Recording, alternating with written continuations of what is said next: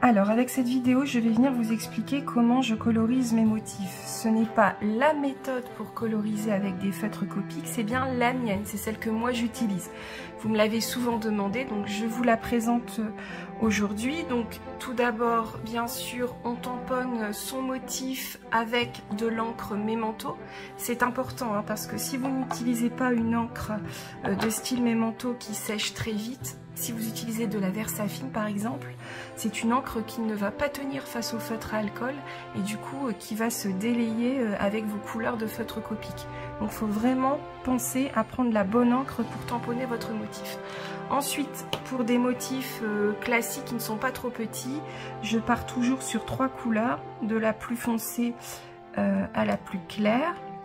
Donc les 2 premières couleurs se rapprochent souvent beaucoup et pour moi je prends toujours une dernière couleur qui se rapproche un peu moins et vous verrez qui me permet de lier toutes les couleurs entre elles. Donc c'est vrai que moi j'ai essayé pas mal de feutres à alcool et j'en reste sur les Copic parce que j'aime beaucoup leur rendu et la façon dont les couleurs se fondent entre elles. Bon après voilà, c'est une question de goût. Moi j'aime aussi la finition un petit peu aquarelle. Ce sont des feutres que j'ai découverts au salon à Chartres en janvier 2022 sur le stand de Chou-Fleur, donc une marque que l'on revend à Variation Créative.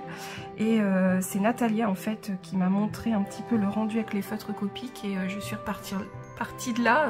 Je suis allée acheter des feutres Copic et depuis je n'ai pas bougé des feutres Copic. Donc voilà pour la petite histoire, donc on y va. Donc moi je commence par la couleur la plus foncée. Donc je mets d'abord au niveau du centre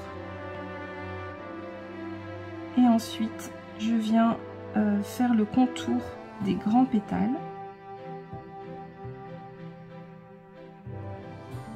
Vous voyez la mine elle est aussi très fine au niveau de la pointe, ce qui permet de pouvoir être précis dans la colorisation. Je viens ajouter un petit peu de cette couleur sur les feuilles.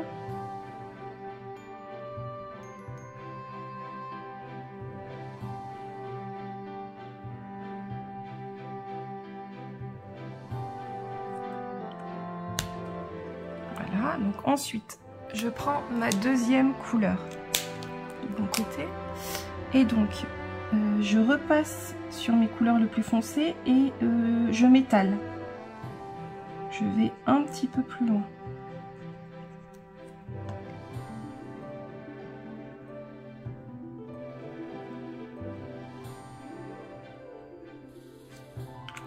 Hop. Et enfin, je prends ma dernière couleur. Je repasse à nouveau sur les premières colorisations. Et là, moi j'ai l'habitude de coloriser entièrement tout mon motif.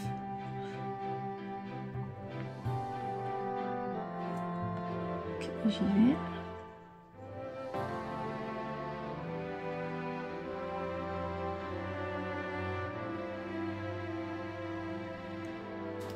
Voilà.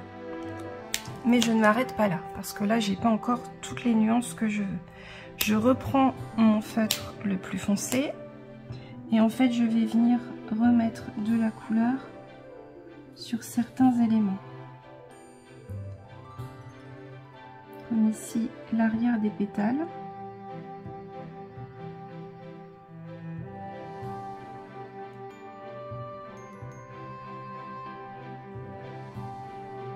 Voilà.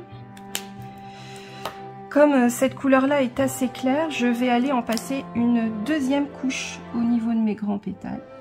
Ce qui va rajouter un petit peu de couleur et qui va me permettre de bien faire fondre mes couleurs entre elles. Comme ça je n'aurai plus de démarcation. Voilà. Et je mets de la couleur jusqu'à ce que ça fonde comme je le veux. Voilà.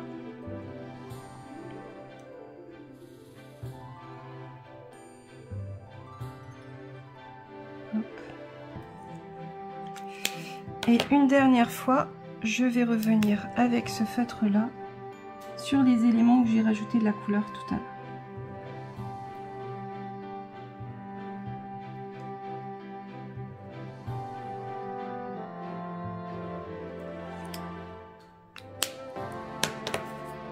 Voilà pour l'étape de la colorisation. La touche finale, c'est que avec un feutre Posca, donc je secoue bien, et avec un feutre Posca, je viens rajouter quelques pointes de crayon blanc.